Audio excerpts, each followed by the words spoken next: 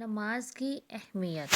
قرآن مجید میں فلاح یاب ہونے والوں کی ایک صفت یہ بیان ہوئی ہے وَالَّذِينَ هُمْ عَلَىٰ صَلَاتِهِمْ يُحَافِظُونَ، اور جو اپنی نمازوں پر محافظت کرتے ہیں۔ دوسرے مقام پر ارشاد باری تعالیٰ ہے وَأْمُرْ أَهْلَكَ بِالصَّلَاةِ وَاصْطَبِرْ عَلَيْهَا، اپنے اہل و عیال کو نماز قائم کرنے کا حکم دیجیے اور خود بھی نماز کی پابندی کیجیے۔ نماز اسلام کا بنیادی رکن ہے جس کے بغیر کوئی مسلمان نہیں ہو سکتا۔ ارشاد نبوی صلی اللہ علیہ وآلہ وسلم ہے بنی الاسلام علی خمس شہادۃ ان لا الہ الا اللہ وان محمد رسول اللہ واقام الصلاۃ وایتاء الزکوۃ والحج وصوم رمضان۔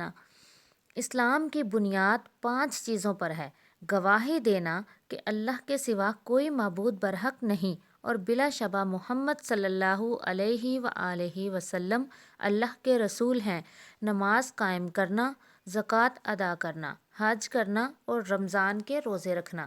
ارشاد سرور گرامی صلی اللہ علیہ وآلہ وسلم ہے تمام معاملات کی اصل اسلام ہے اور اس کا ستون نماز ہے، اور رسول اللہ صلی اللہ علیہ وآلہ وسلم نے فرمایا ان اول ما یحاسب بہ العبد بصلاته فان صلحت فقد افلح وانجح وان فسدت فقد خاب وخسر۔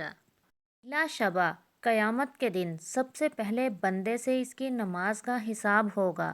جس کی نماز صحیح اور مکمل ہوئی تو وہ کامیاب ہو گیا اور نجات پا گیا، اور جس کی نماز خراب ہوئی وہ ناکام اور تباہ ہو گیا۔ اور ارشاد نبوی صلی اللہ علیہ وآلہ وسلم ہے اللہ تعالیٰ نے 5 نمازیں فرض کی ہیں، جس نے ان کے لیے اچھی طرح وضو کیا اور انہیں بروقت ادا کرتا رہا، مکمل رکوع اور پورے خشوع سے نماز ادا کی، اس کے لیے اللہ تعالیٰ کا عہد ہے کہ وہ اسے ضرور بخشے گا، اور جس نے یہ کام نہ کیا اس کے لیے اللہ تعالیٰ کا کوئی عہد نہیں ہے، چاہے معاف کر دے اور چاہے اسے عذاب دے۔ رسول اللہ صلی اللہ علیہ وآلہ وسلم نے آخری وقت میں امت کو نصیحت کرتے ہوئے فرمایا الصلاۃ الصلاۃ اتقوا اللہ فیما ملکت ایمانکم، لوگو نماز کا خیال رکھنا، لوگوں نماز کا خیال رکھنا اور اپنے غلاموں کے بارے میں اللہ سے ڈرتے رہنا۔ رسول اللہ صلی اللہ علیہ وآلہ وسلم کے دور میں جب کوئی شخص مسلمان ہوتا تو سب سے پہلے اسے نماز سکھائی جاتی۔ سیدنا عمر رضی اللہ تعالی عنہ نے اپنے گورنروں کی طرف خط لکھا میرے نزدیک تمہارا اہم ترین فریضہ اقامت الصلاۃ ہے، کیونکہ جس نے نماز کی حفاظت کی اور اس پر ہمیشگی کی اس نے اپنے دین کی حفاظت کی، اور جس نے نماز ضائع کر دی تو وہ دین کے دیگر امور کو زیادہ ضائع کرنے والا ہوگا۔ نماز کی فضیلت۔ رسول اللہ صلی اللہ علیہ وآلہ وسلم نے فرمایا الصلوات الخمس کفارۃ لما بینہن، 5 نمازوں کی پابندی آدمی کے تمام صغیرہ گناہ مٹا دیتی ہے۔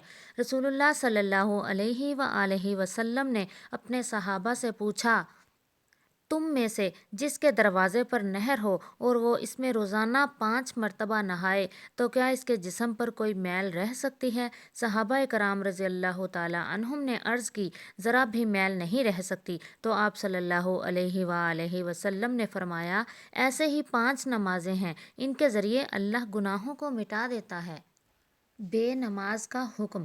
ارشاد باری تعالیٰ ہے ان المنافقین یخادعون اللہ وہو خادعهم واذ قاموا الی الصلاۃ قاموا کسالی، بلا شبہ منافقین اللہ سے دھوکہ بازی کر رہے ہیں حالانکہ اللہ انہیں دھوکہ دینے والا ہے۔ ان کی نشانی یہ ہے کہ جب وہ نماز کے لیے کھڑے ہوتے ہیں تو نہایت سست کھڑے ہوتے ہیں۔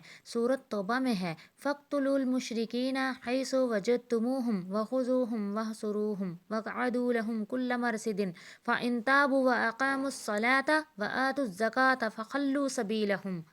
مشرکین کو جہاں پاؤ قتل کرو اور انہیں پکڑو اور انہیں گھیرو اور ان کے لیے ہر گھات کی جگہ بیٹھو، پھر اگر وہ توبہ کر کے نماز ادا کرنے اور زکوٰۃ دینے لگیں تب انہیں چھوڑ دو۔ دوسری جگہ فرمایا ان تابوا واقاموا الصلاۃ وآتوا الزکاۃ فاخوانکم فی الدین، اگر یہ مشرک لوگ توبہ کر لیں اور نماز کے پابند ہو جائیں اور زکوٰۃ دینے لگیں تو تمہارے دینی بھائی ہیں، وگرنہ نہیں۔ ارشاد نبوی صلی اللہ علیہ وآلہ وسلم ہے، بلا شبہ آدمی اور شرک و کفر کے درمیان فرق نماز کا چھوڑنا ہے، اور ایک دوسرے موقع پر فرمایا، ہمارے اور ان کافروں کے درمیان نماز قائم رکھنے کا عہد ہے، جس نے نماز چھوڑ دی اس نے کفر کیا۔ سیدنا عمر بن خطاب رضی اللہ تعالیٰ عنہ فرماتے ہیں، جس نے نماز ترک کر دی اس کا اسلام میں کوئی حصہ نہیں۔ سیدنا عبداللہ بن مسعود رضی اللہ تعالیٰ عنہ فرماتے ہیں، جو نماز چھوڑ دے اس کا دین اسلام سے کوئی تعلق نہیں۔ عبداللہ بن شفیق فرماتے ہیں، صحابہ کرام رضی اللہ تعالیٰ عنہم ترک نماز کے علاوہ کسی گناہ کو کفر نہیں سمجھتے تھے۔